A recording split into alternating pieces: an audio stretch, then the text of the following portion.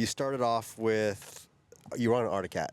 Yep. I think when I first got to know you, you were throwing an Arctic Cat around, and you've been throwing an Arctic Cat around for how many years? I mean, a long time. Yeah, I think I was on Cat for almost 5 years. 5 6 years. Yeah. Because I kind of bounced between Skidoo and Polaris in the beginning, just older sleds, Yeah. And then I rode a buddy in Eureka, Kyle West. He had an old Cat that I hopped on, and I was like, man, this thing's sick. So I found it was actually a 925 Big Bore, 2014. It was pretty hammered out, but I ended up buying that and rode that for the rest of a season. And I was like, man, I think I'm going to get a fresh Cat. This thing's sick. Yeah. So picked up a hardcore. That was in 19, their first year of that. And I think that was when I really started to progress my riding. That was the first year I did a backflip. Yeah. That was when my social media started to kind of kick off. I started posting more consistent, posting like a lot more of the process, a lot of the crashes, a lot of the successful jumps. Yeah.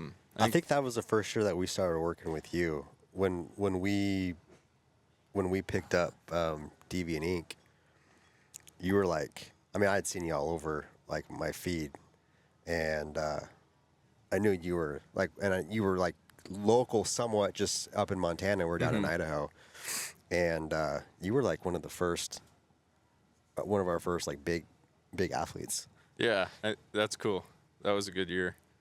Spent I think 47 days in Revelstoke that season. Wow.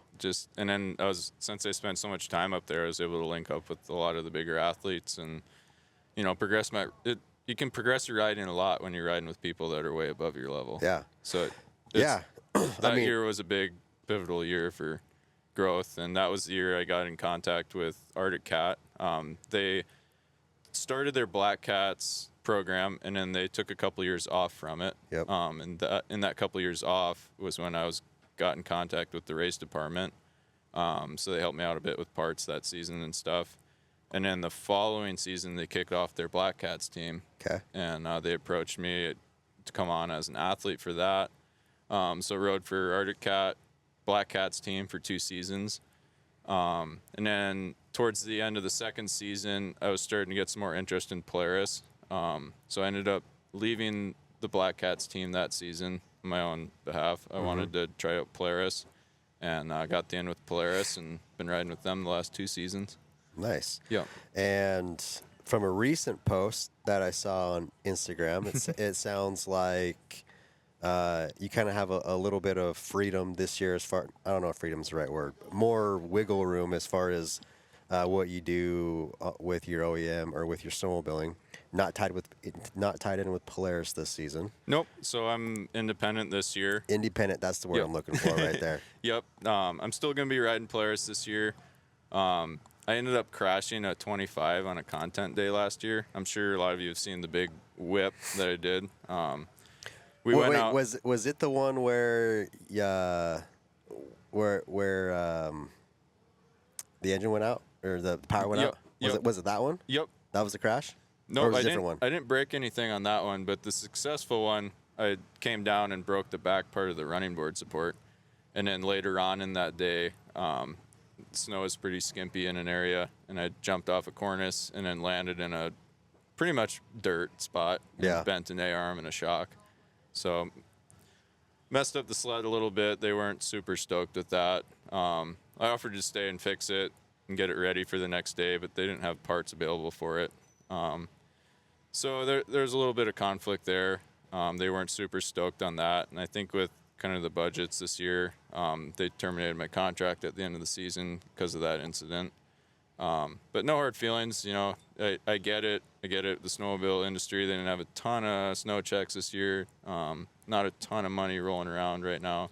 So I think they're just trying to cut back a little bit, and because that incident. Yeah, cut back, wait for a rebound. And yeah, but they want to stay in contact, and there's no hard feelings or anything. But kind of see how the season goes, and hopefully there's more opportunity in the future with them. Yeah. Because they've been awesome to work with, and I appreciate everything they've done for me so far. So that's awesome. Yeah.